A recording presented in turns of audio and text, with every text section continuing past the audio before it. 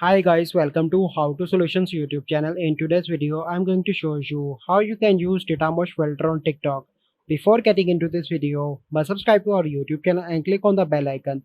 The first step that you need to follow is to open TikTok.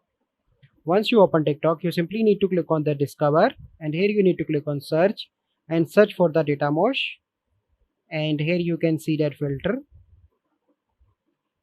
Click on that filter.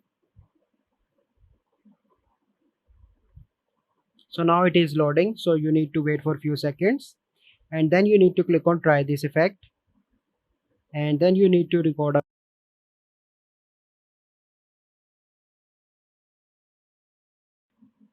and click on tick, and then you need to pause that video. So this is the process by which you can use Datamosh filter on TikTok. I hope you find this video helpful. If you find this video helpful, must like this video, subscribe to our YouTube channel for future videos. We'll see you in the next video. Thank you. Have a good day.